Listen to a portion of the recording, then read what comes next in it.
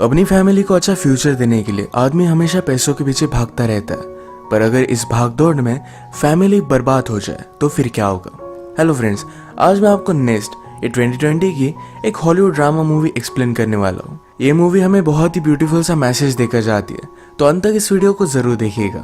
तो बिना किसी देरी के एक्सप्लेनेशन स्टार्ट करते हैं। मूवी स्टार्ट होती है और हम हमारे मेन कैरेक्टर रोरी को देखते हैं। रोरी बहुत सालों पहले इंग्लैंड छोड़कर अमेरिका आया हुआ था।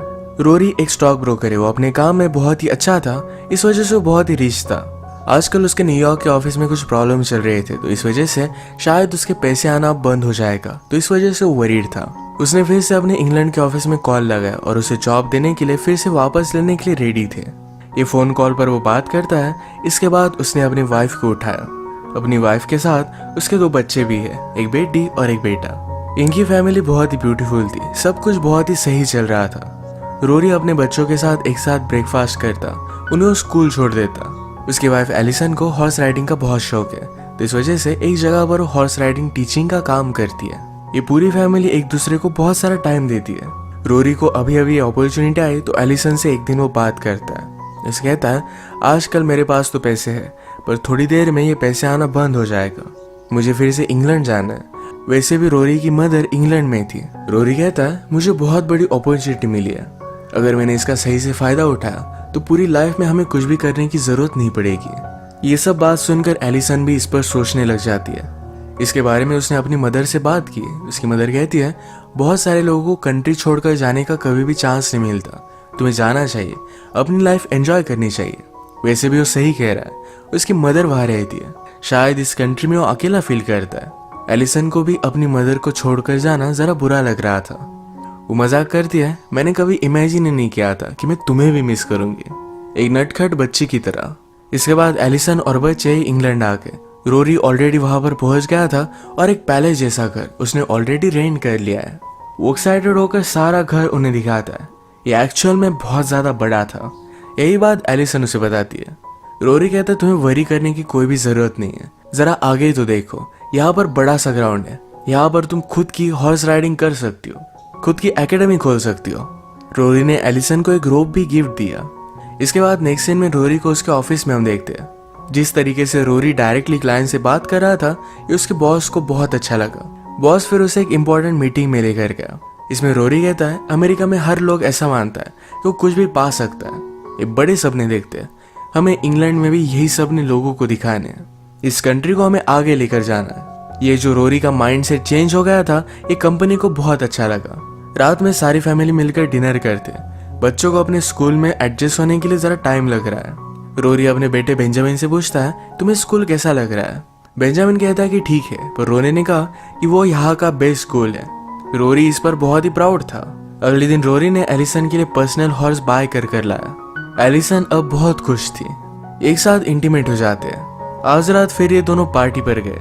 पार्टी में जब भी रोरी जिससे भी बात करता है तो बहुत ही अमीर है, इस तरीके से उसे जताने की आदत होती है। उसने न्यूयॉर्क में सब कुछ सेल कर दिया था, पर फिर भी वो लोगों को कहता है कि मैं न्यूयॉर्क में अपना पेंट हाउस हमेशा रखूंगा, वो बहुत ही ब्यूटीफुल सिटी है। ये सब बातें एलिसन को उसकी अच्छी नहीं लगती, पर फिर भी वो इग्नोर करती है। पार्टी में रोरी के बॉस ने एलिसन से बात की। ये दोनों कपल्स के बारे में बात कर रहे थे। रोरी का बॉस कहता है, जब हम किसी से शादी करते हैं तो उनके अच्छाइयों के साथ उनकी बुराइयां भी हमें एक्सेप्ट करनी पड़ती है। एक ही पर्सन में हम सारी चीज परफेक्ट नहीं पा सकते।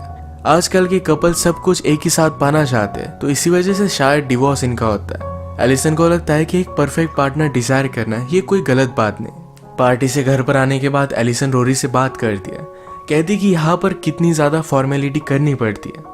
एलिसन को लग रहा था कि इंग्लैंड बहुत ही प्रिटेंशियस है।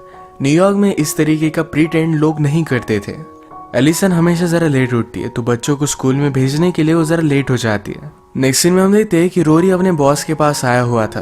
वो कहता है, मेरे पास एक बहुत ही बड़ी ऑफर है। एक न्यूयॉर्क की कंपनी से मैं बात कर रहा था, वो अपनी फर्म बाय करने में बहुत ज्यादा इंटरेस्टेड है। अगर ये डील कंप्लीट हो गई तो रोरी को इससे बहुत सारे पैसे मिलेंगे। उसे फिर से कभी भी काम करने की जरूरत नहीं पड़ेगी। इसके लिए बहुत ही एक्साइटेड था और अपने बॉस को बहुत ही अच्छी अच्छी चीजें बताता है। बॉस कहता है, क्या तुम ये कंपनी सेल करने के लिए यहाँ आए थे।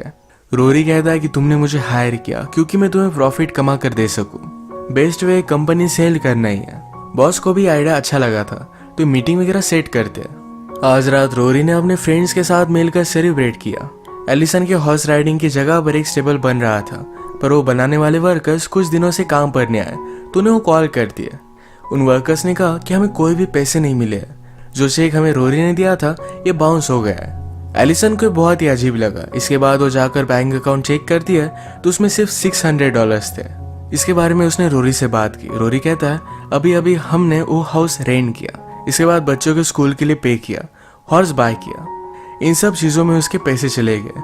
उसने एलिसन को वरी करने से मना किया। कहता है कि इस मंथ के एंड में मुझे बहुत बड़ा चेक मिलने वाला है, कुछ भी वरी मत करो। रात में उसका मूड ठीक करने के लिए उसे बाहर डिनर करने के लिए लेकर गया। एलिसन कहती कि अगर सचमुच में तुम्हारे पास इतने सारे पैसे आने वाले तो मैं कुछ भी ऑर्डर कर सकती हो। उसने बहुत ही एक्सपेंसिव शैंपेन ऑर्डर की। रोरी को हमेशा लगता है कि एलिसन को शैंपेन के बारे में कुछ भी पता नहीं है, पर वो कैसी भी हो फिर भी वो पूरी बोतल बाय कर लेती है। अगले दिन रोरी ने एलिसन से कुछ पैसे मांगे। एलिसन ने उसे छुपा कर रखे थे, तो रोरी को रूम के बाहर जाने के लिए कहती है। रोरी को इस पर गुस्सा आ गया। आज जब वो हॉर्स राइडिंग कर रही थी तो उसको हॉर्स अच्छे से रिस्पॉन्ड नहीं कर रहा था। उसने फिर भी अपने हॉर्स को एग्जॉस्ट करवाया, तो इस वजह से वो नीचे गिर जाता है। थोड़ी देर में उसने रिस्पॉन्स देना भी बंद कर दिया। एलिसन डिस्टर्ब हो गई। वो जल्दी से भागते भागते जाकर एक पास के फार्म के फार्मर को लेकर आती है। फार्मर ने कहा कि बहुत ही ज्यादा बीमार है, इसे हमें मारना पड़ेगा। वो फिर हाउस को ज्यादा तकलीफ ना हो इसलिए उसे शूट कर देता है। एलिसन बहुत रोई। इसी के पैरेलल में हम देखते हैं कि रोरी की कंपनी को सेल करने की जो डील चल रही थी, इसमें कोई भी कांटेक्ट हो नहीं पा रहा था। इसके बारे में उसने जाकर अपने बॉस से बात की, तो बॉस कहता है ये डील में नहीं करने वाला। बॉस ने अपनी कंपनी जिस तरीके से क्रिएट की थी, उसकी लेगेसी को वो न्यू कंपनी पूरी तरीके से मिटा देती। ये उसे नहीं चाहिए था। इस बात पर रोरी बहुत ही गुस्सा हो जाता है। वो कहता है कि तुम ऐसा कैसे कर सकते हो। बॉस कहता है कि तुम सिर्फ पैसों के बारे में सोचते हो, तुम बहुत ही टैलेंटेड हो, तुम्हें प्रॉफिट कैसे कमाना है ये पता है, पर तुम्हें इस तरीके से एक जगह पर स्टेबल रहना भी सीखना चाहिए। एलिसन ने जब अपने बेटे को बताया कि उसके हॉर्स की डेथ हो चुकी है, तो उसे बहुत ही सपोर्ट करते हैं। उन्होंने हॉर्स को एक प्रॉपर मेमोरियल दिया। आज पूरी रात रोरी घर पर नहीं आया था। अगले दिन एलिसन अपने हॉर्स को बरी कर देती है। हम देखते हैं कि रोरी अपनी मदर के पास आया था। बहुत साल हो चुके, पर रोरी ने अपनी मदर से कोई भी कांटेक्ट नहीं रखा था। उसकी मदर को यह भी नहीं पता कि रोरी ने शादी की है, उसके बच्चे भी हैं। वो अपनी फैमिली की फोटो दिखाता है। वो अपनी मदर को कह रहा था तुम अगर चाहो तो हमारे पास आकर रह सकती हो। उसकी मदर ने कहा कि मुझे अब तुम्हारे बारे में कुछ भी पता नहीं है। वो डायरेक्टली उसके साथ आकर नहीं रह सकती। वो फिर भी इसके बारे में सोचने वाली है। रोरी अपनी मदर पर जरा गुस्सा हो गया था, क्योंकि वो अपनी लाइफ में अपनी मदर को इन्वाइट कर रहा था, पर इतने सालों बाद कोई भी कांटेक्ट ना रखे हुए वो ऐसा कुछ भी कर नहीं सकता। घर पर आने के बाद एलिसन रोरी पर बहुत ज्यादा गुस्सा थी। उसने फोन का भी बिल पे नहीं किया था, इस वजह से कनेक्शन इनका टूट चुका है। एलिसन अपने हॉर्स के बारे में उसे बताती है, तो रोरी कहता है कि शायद उस आदमी ने मुझे फॉल्टी हॉर्स दिया। एलिसन को सिंपैथी देने के बावजूद उस आदमी पर ही गुस्सा हो गया। एलिसन ने ऑलरेडी उस हॉर्स को बरी कर दिया था, तो इस पर भी वो गुस्सा हो जाता है। रोरी कहता है मैं उस पर टेस्ट कर सकता था, जिस आदमी ने मुझे फंसाया है उस पर मैं केस कर सकता हूँ। ये हॉर्स $5000 का था। रोरी को सिर्फ पैसों की पड़ी थी, तो इस बात पर एलिसन के साथ उसका झगड़ा हो जाता है। गुस्से में एलिसन कहती है क्या तुम्हें पता है कि तुम्हारा प्रॉब्लम क्या है? तुम एक बहुत ही पुअर लड़के थे और अब रीच होने का सिर्फ प्रिटेंड करते हो। रोरी कहता है कि ऑफ कोर्स मैं वैसा हूँ। ये जो सारी चीजें मेरे पास है इस पर मैं बहुत प्राउड हूँ। ये सब कुछ मैं डिजर्व करता हूँ। मुझसे मिलने के बाद तुम्हारी कोई भी औकात नहीं थी। तो अपने डॉटर के साथ एक सड़े हुए अपार्टमेंट में रह रही थी। इसका मतलब है एलिसन की डॉटर ये रोरी की स्टेप डॉटर है। बेंजामिन उसका एक्चुअल बेटा था। एलिसन बहुत ही हर्ट हो गए और उसे यहाँ से निकल जाने के लिए कहती है। अगले दिन रोरी ने अपने फ्रेंड के साथ मिलकर एक अच्छे डील पर काम करना स्टार्ट कर दिया। आजकल एलिसन के पास भी पैसे नहीं, तो पास के फार्म में वो कुछ काम ले लेती है। उसे बेंजामिन के स्कूल से कॉल आया, तो बेंजामिन ने किसी को मारा हुआ था।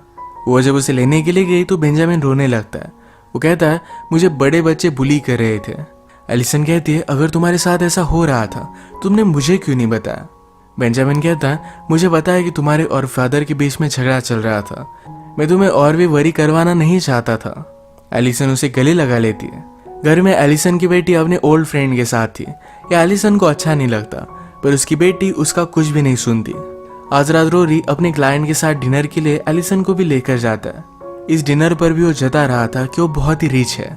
वो एक प्ले के बारे में बता रहा था। एलिसन सब चीजों से तंग आ चुकी थी, तो इस बात पर वो हंस देती है। कहती है मेरे हस्बैंड ने कभी भी थिएटर में पाँव भी नहीं रखा। वो फिर गुस्से में यहाँ से चली गई, तो रोरी भी उसके पीछे आता है। एलिसन उसे मिली नहीं, पर क्लाइंट अब उसके साथ काम नहीं करना चाहता था। उसका फ्रेंड उसे समझाता है कि वो लोग सिर्फ मेरे साथ ही काम करना चाहते हैं। इस बात पर रोरी बहुत ज्यादा गुस्सा हो गया। एलिसन गाड़ी लेकर चली जा चुकी थी, तो रोरी को एक कैब लेनी पड़ती है। कैबी उसे पूछता है तुम काम क्या करते हो? रोरी ने कहा कि मैं प्रिटेंड करता हूँ कि मैं अमीर हूँ। कैबी पूछता है कि ऐसा क्यों करते हो? तो रोरी कहता है कि मुझे पता नहीं। उसने कहा कि एक बार मेरे पास बहुत सारे पैसे थे, $1 मिलियन। मुझे लगा कि ऐसे ही पैसे मेरे पास हमेशा आते रहेंगे, पर अब मेरे पास कुछ भी नहीं। कैबी पूछता है क्या तुम्हारे बच्चे हैं? रोरी ने कहा कि हाँ 2 बच्चे हैं। तो कैबी ने कहा तुम्हें लाइफ में और कुछ भी नहीं चाहिए, सब कुछ खोने के बाद भी तुम्हारे पास बहुत सारी चीजें।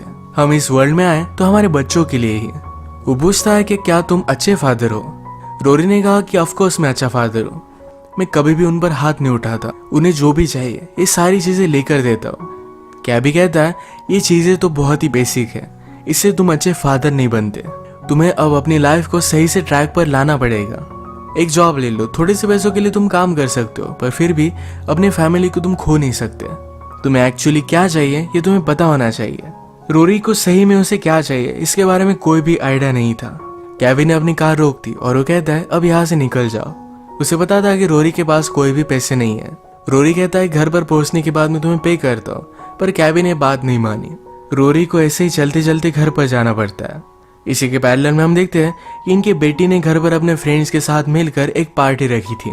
इस पार्टी में बेंजामिन बहुत ही ज्यादा डर जाता है, तो एक कोने में जाकर बैठा हुआ था। सुबह एलिसन ने घर को देखा तो पार्टी की वजह से बहुत ज्यादा डर्टी हो गया था।